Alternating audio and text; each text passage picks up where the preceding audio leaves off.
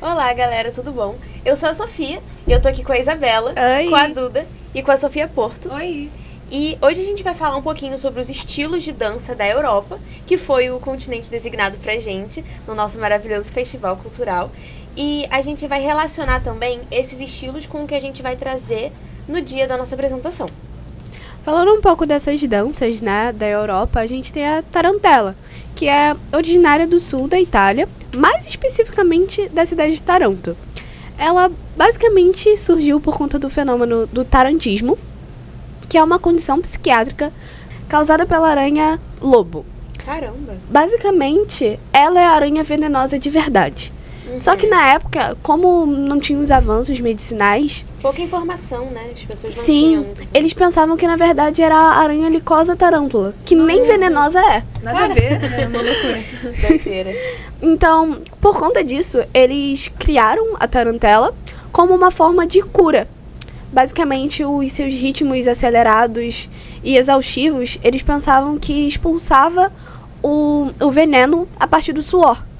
Então, a tarantela, ela tanto é uma dança, hoje em dia, muito característica da Itália, virou um símbolo da cultura deles, É verdade. mas também na época servia como uma cura. E pensando nisso, a gente também pode pensar em relação à guerra. Porque a guerra causa muitas destruições, Sim. tanto emocionais, físicas, familiares. Com certeza.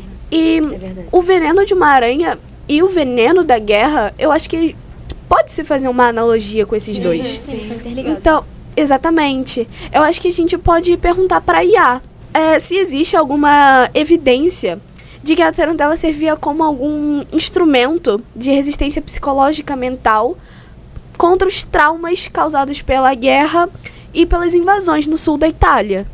Sim, há sim algumas interpretações bem interessantes sobre isso. A tarantela, além de ter essa origem ligada ao tarantismo, que era meio que um ritual de cura emocional, também era vista como uma forma de liberar as tensões em uma região que passou por muitas invasões e dificuldades. Então, de certa forma, sim, dançar a tarantela era uma maneira de resistir psicologicamente, transformando medo e trauma em movimento e música. Muito interessante, né, essa parte Caramba, é verdade. de como a dança não só ajuda em questão de criar um simbolismo, mas como também ajudar nas emoções de um país. É verdade. E eu acho que apesar dessa origem um pouco confusa, de acreditar que a dança curaria a picada Sim. da aranha, a gente pode fazer uma analogia, uma alusão muito interessante de que a arte cura, Sim. né? Sim, Tipo, Nossa, com certeza. totalmente. Por isso explica muito porque que a dança toda é pulando, né? Uma dança Sim. bem Sim, agitada. Alegre. Perfeito. Pegando esse último gancho que a Ia explicou pra gente sobre uma forma de expressão cultural, eu vou estar trazendo hoje o tema do flamenco, que o flamenco é uma expressão cultural e muito tradicional do sul da Espanha, chamada Andalúzia, que mistura canto, dança e música, carregando muitas emoções e história. O flamenco ele surgiu no século XVIII e XIX, mais ou menos, e ele originalmente era muito praticado pelas camadas mais populares da sociedade, o que remete até a forma que as pessoas se vestiam, sendo as pessoas, depois que o flamenco começou a se desenvolver ao longo dos anos, né, porque ele teve muitas culturas injetadas nele. Ele é formado pela cultura cigana, pela cultura árabe, pela espanhola e também pela judaica. Caramba, quantas culturas, né? É uma linda mistura. Eu acho que principalmente a cultura cigana, eu acho que a gente não imagina, né? É uma coisa que eu não esperava mesmo. É, Geralmente a cigana é vista de uma forma completamente diferente, Sim. né? Pegando essa questão das classes sociais, uma das coisas que mais ajudava a diferenciar isso era a forma com que as pessoas se vestiam. Porque no flamenco, os trajes são as mulheres com vestidos longos e coloridos com flores, babados e leques, e os homens com um tom mais sóbrio, assim, sendo um pouco mais apagado, dando Mais mais neutro. destaque. Isso, dando mais destaque à parceira e tudo mais. Uma coisa também que é muito interessante é que tem muito dessa questão espanhola. Tanto que eu tô caracterizada como flamenco, dá pra perceber o batom forte, a flor vermelha, né? Bem É uma característico, né? O vermelho, assim, Exatamente. bem... Remete logo à Espanha, uma coisa que realmente é muito caracterizada por esses aspectos. Uma das partes principais do flamenco, além dos trajes e de toda a característica visual, é como ele é formado, que é muito interessante. Ele é formado por 3 partes: o canto, o toque e o baile. O canto sendo constituído de vozes mais melódicas e emotivas, porém sempre firmes, sempre focando nas letras. O toque sendo da guitarra flamenca, que provavelmente muitas pessoas não conhecem, né? Mas a guitarra flamenca, ela é diferente da guitarra popularmente conhecida. O que é uma coisa muito boa, porque traz mais destaque a essa parte. Mais personalidade para Sim. o estilo de dança. Um simbolismo maior. Sim, Perfeito. sim. E agora indo para a parte do baile, em que são passos fortes e sempre marcados, são decisivos. Também tendo palmas e sapateado com esse compasso bem forte. Além de tudo, tem a questão cultural mesmo, né? Que, como eu já falei antes, da sobrevisibilidade que o flamenco trouxe para a Espanha. A partir do ano de 2010, o flamenco começou a ser reconhecido pela Unesco como uma forma de patrimônio cultural e material da humanidade, o que é muito interessante. Foi um ganho absurdo para a Espanha poder ter esse orgulho e tudo mais, e o Flamengo estando presente até os dias de hoje, nas escolas mundiais, sendo sempre retratado e lembrado. É muito importante isso, né? Sim. Além de tudo, ele é um símbolo de resistência, porque a Europa passou por fases muito complicadas, a Isabela já citou anteriormente Sim. a questão da guerra.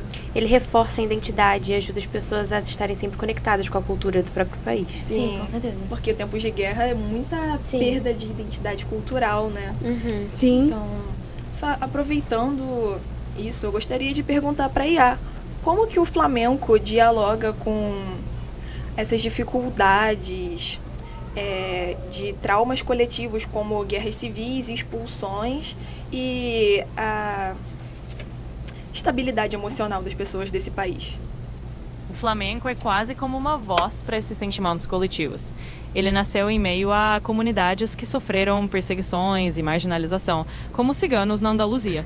Então ele carrega essa carga emocional intensa. Cada canção, cada dança expressa dor, resistência e até uma certa cura emocional. É como se o flamenco transformasse esses traumas coletivos em arte, ajudando as pessoas a lidarem com suas emoções de uma forma profunda e compartilhada. Muito Verdade. obrigada, Iá, por trazer esse tema da cultura andaluza pra gente. Então, gente, a Porto ela tinha falado sobre a questão do compasso, né? Sobre os passos fortes, que são característica do flamenco. Eu queria puxar esse gancho para falar um pouquinho sobre a valsa, que também é um tipo de dança que consiste em passos muito bem demarcados, embora seja muito fluida, ela é muito bem demarcada, ela segue padrões específicos, né? E essa questão desse compasso, ele veio do minueto, é uma característica do minueto. E sobre características, também tem as danças folclóricas alemãs, né? Então, sobre a origem, né, da valsa, ela veio lá da Europa Central, mais especificamente da Alemanha e da Áustria, lá pelo século XIX. E o nome, né, valsa, vem do termo alemão waltzen, que significa girar. Então tem toda essa relação com o compasso, com os giros. Tudo a ver mesmo, Tudo a né? ver, Não é né? assim? Pois é. E eu queria falar que, assim, a popularização da valsa, ela nem sempre foi muito bem aceita. Porque, assim, hoje a gente conhece mundialmente, é algo que todo mundo conhece, né?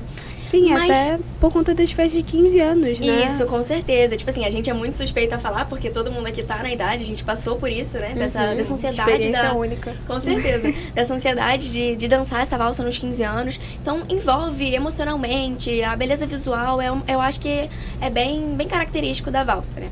E, como eu tava falando da popularização, no início, ela não foi muito bem aceita, inclusive ela foi vista como imoral pelas pessoas da época, e começou a ser mais aceita nas camadas mais populares da sociedade. E aí, conforme o tempo, as camadas mais altas foram, né, aceitando e tudo mais, e hoje ela virou um componente da música clássica, né? Ela está muito atrelada à música clássica, principalmente aos compositores, os compositores mais famosos que a gente conhece de música clássica, então tá bem atrelado a isso. E hoje em dia a valsa pertence basicamente à alta classe, né? Sim, com Alta certeza. sociedade, são Sim, as pessoas que entendo mais... isso. Eu acho que um bom exemplo de valsa é a valsa vienense, né? Que eu acho que é o mais conhecido, né? O tipo mais conhecido de valsa.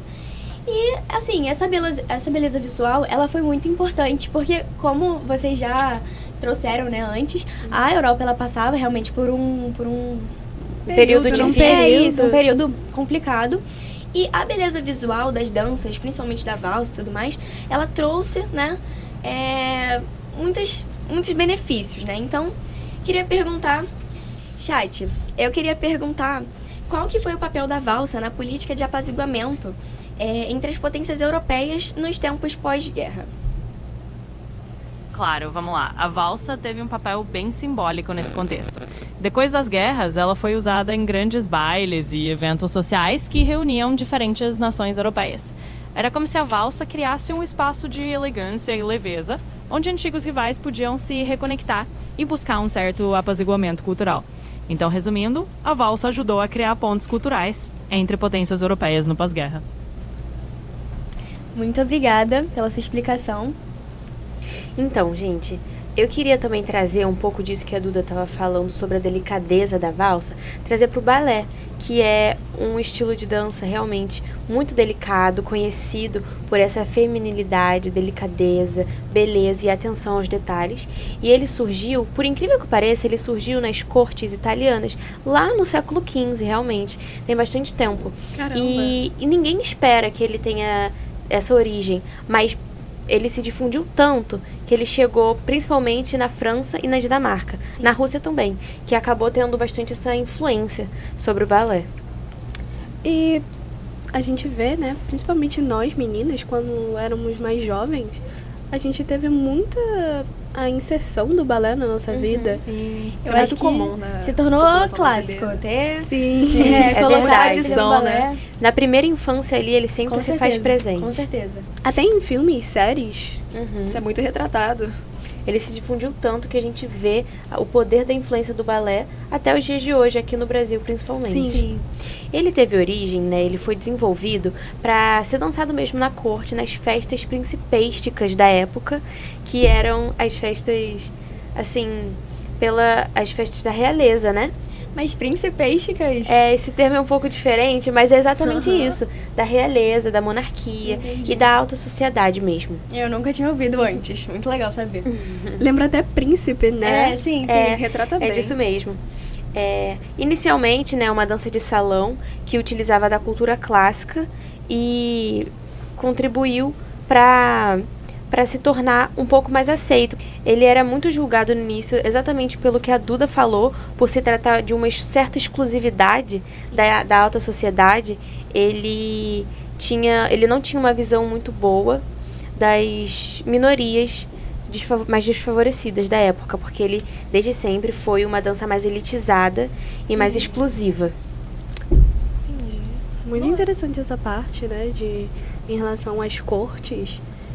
Já que hoje em dia a gente vê o balé como uma forma muito bela de dança e mostrando até para as crianças, nossa, olha que coisa mais bonitinha, mas parece até uma princesinha dançando. E eu acho que uma das coisas que eu acho que ninguém pensa muito é que o balé, ele tem diferentes tipos, né? Não é só o balé comum, assim, não é um tipo só que a gente vê. Exatamente. Os principais, a gente tem 3 principais, que é o balé clássico, que realmente traz esses movimentos com os princípios mais definidos e de forma mais metódica. Ele realmente traz mais os elementos da forma como ele se originou lá no século XV. A gente também tem o balé contemporâneo, que ele é muito o que o nome já diz. Sim. Ele tem elementos... Atual, né? Exatamente. Autoexplicativo. Mas ele traz muito esses elementos do jazz e é uma forma mais agitada, descontraída e divertida desse estilo de dança. Ele acaba sendo uma mistura, né? Da atualidade e tudo mais. Acho Torna mais Exatamente. divertido de aprender. E também tem o balé romântico, que ele tem passos mais românticos mesmo, que é dançado com uma dupla de dançarinos, né, um homem e uma mulher, fazendo esses movimentos de uma forma mais apaixonada e trazendo Umas emoções, né? Nossa, que legal, né? Saber diferenciar esse tipo de balé. É uma coisa que agrega muito à nossa cultura, principalmente no Brasil, que, como você trouxe antes, é muito mais quando a gente era menor e tudo mais. Sim. Exatamente. E o balé, ele passou por várias transformações, como a gente falou aqui, e momentos históricos. Então, eu gostaria de perguntar para a Iá. Em que momentos históricos o balé deixou de ser somente uma arte para se tornar uma arma ideológica? Essa é uma pergunta muito interessante. O balé começou a se tornar uma arma ideológica em momentos como o reinado de Luís XIV na França, quando ele usava a dança para demonstrar poder e grandiosidade.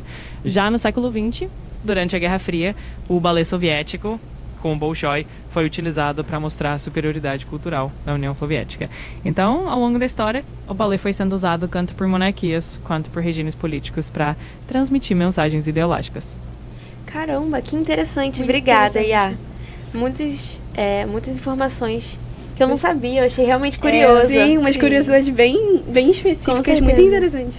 E a gente também tem mais uma dança, né? Originária da França, correto, Sofia? Sim.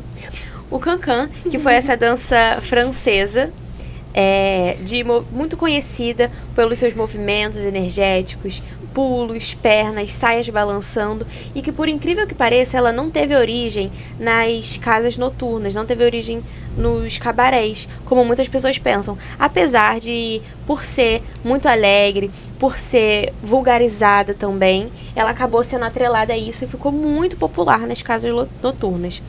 Ela se originou em Paris, principalmente no bairro de Montmartre, nessa cidade. E o cancan se popularizou muito nos cabarés, principalmente o Moulin Rouge, que fica lá em Paris e até hoje atrai muitos turistas do mundo inteiro para poder contemplar esse e outros estilos de dança vindos da França. É muito legal essa diferença, né, da atualidade. Eu acho que todas as danças a gente pôde observar um pouco disso, mas a diferença de como é aceito agora e como não era aceito antes, e não foi diferente com o cancan. O cancan também não foi aceito, principalmente por estar atrelado à questão das casas noturnas, dos cabarés. Eu acho que talvez por conta da roupa, do estilo de roupa usado, por conta dessa agressividade na dança, talvez, né? Não é agressividade, mas ousadia na dança. Pois é. A dança também tem movimentos que acabam mostrando a roupa de baixo, Sim, para com certeza. causar esse espanto mesmo nas Esse pessoas. escândalo de mostrar Sim. a força, até feminina mesmo, da E num época. período que as pessoas tinham a mente tão fechada, principalmente para essas questões femininas, né? Então, foi complicado. Realmente um movimento muito ousado, como ela disse. Sim. Ainda mais por ser uma coisa nova, deve ser por isso que era tão vulgarizado no início, né? E hoje em dia ficou muito conhecido até a casa noturna Moulin Rouge. Sim, ajudou a popularizar todas essas influências que o cancan teve. Inclusive, ele passou por muitos momentos. E foi impactado, assim como as outras danças, pela Guerra Mundial. Então eu queria fechar aqui perguntando para a Iá quais foram os impactos da Guerra Mundial sobre as danças europeias, principalmente sobre o cancan e o balé, que eu acho que foram mais transformados por ela.